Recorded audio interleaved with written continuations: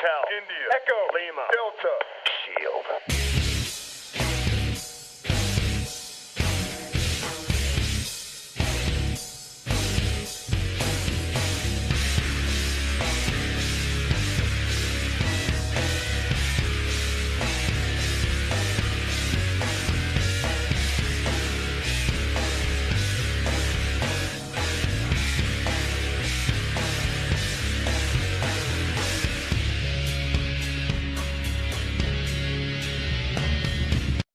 Good afternoon, and welcome to the Entertainment Report Podcast, Episode 3. Today, I would like to take you on a trip down WrestleMania memory lane as I count down my list of the top 5 worst matches since WrestleMania 18.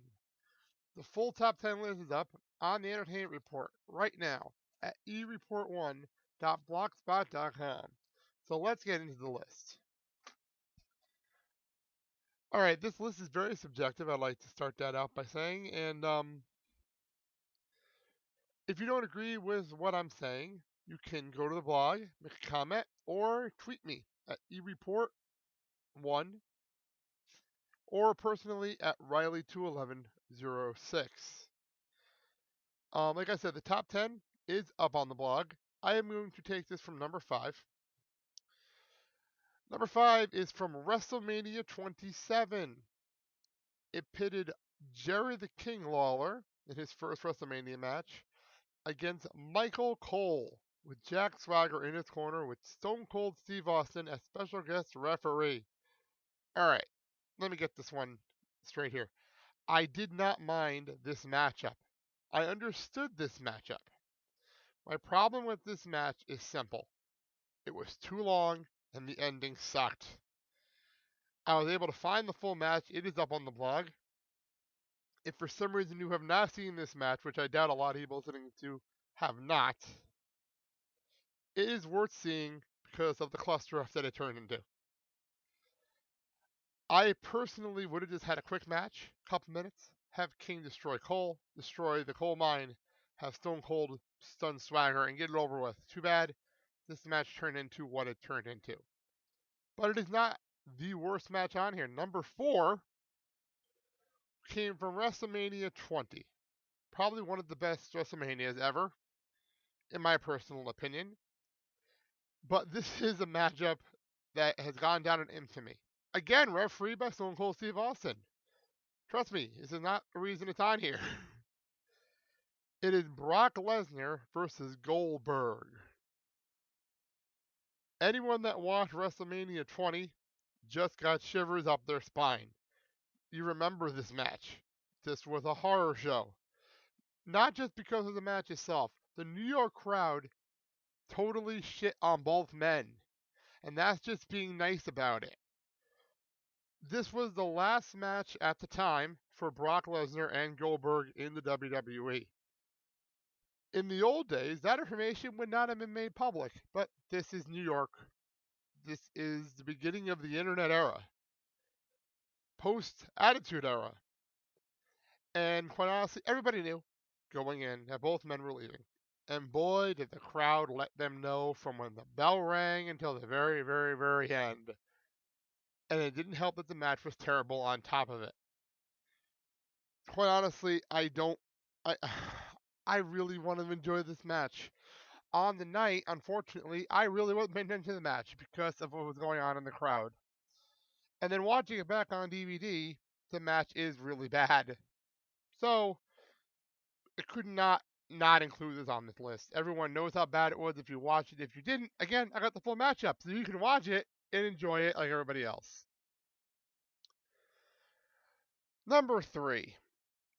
Okay. Number 3 was a bad idea to begin with. Whose idea was it to do a sumo match at WrestleMania?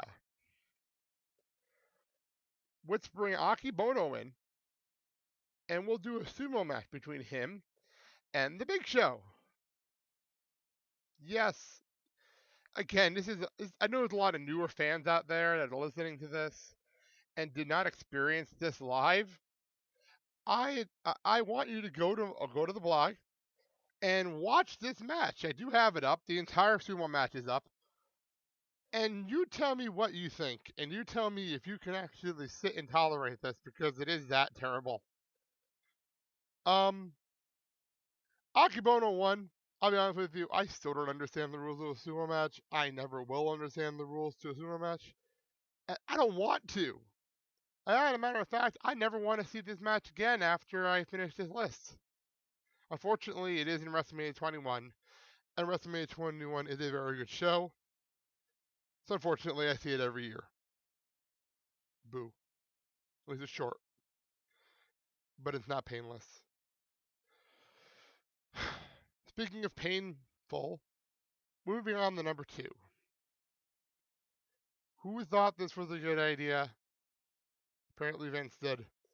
We have at WrestleMania 22 a handicapped mixed tag match. The Boogeyman versus Booker T and his wife Sharmell. Yeah, that happened. I don't know why either. Why was the Boogeyman even thought as a good idea? Even if you want to tell me as a gimmick it worked, fine. It worked at ECW for like a day. The fact that the guy ate real worms terrifies me even to this day. But what did Booker T do to deserve this?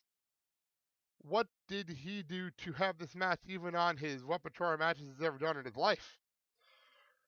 Thank God he had a resurgence, or this would have really ruined his reputation and his legacy.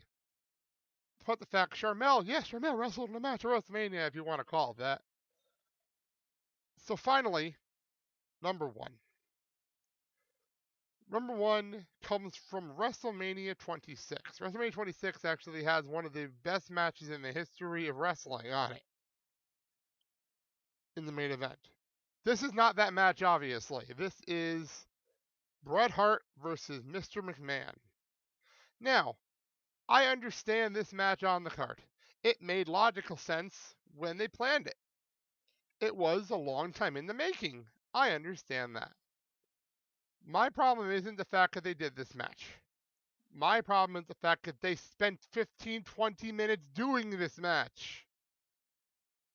The whole match is up on the blog, and it's in 2 parts.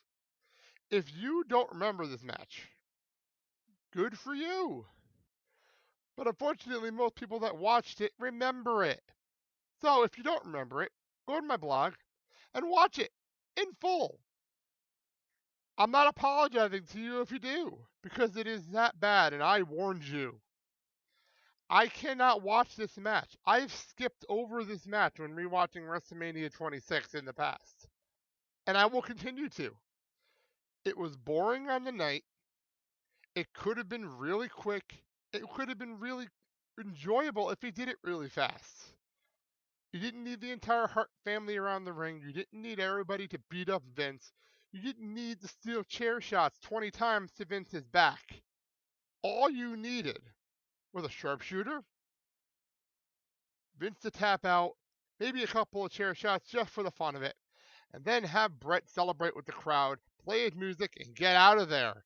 That's all you needed to do.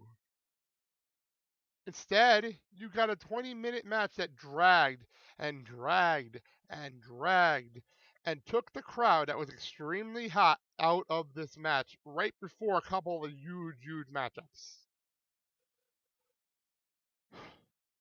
That's why it's number 1. It is terrible, and unfortunately it happened. All right, I feel better now. That's all I got for today. It's a shorty, but a goodie. Next week, I will be going through my list of the top underrated matches in WrestleMania history. Again, starting from WrestleMania 18 on. Till then, I'd like to thank you for listening and enjoying the Entertainment Report and these podcasts. Please spread the word of the Entertainment Report, and thank you for listening.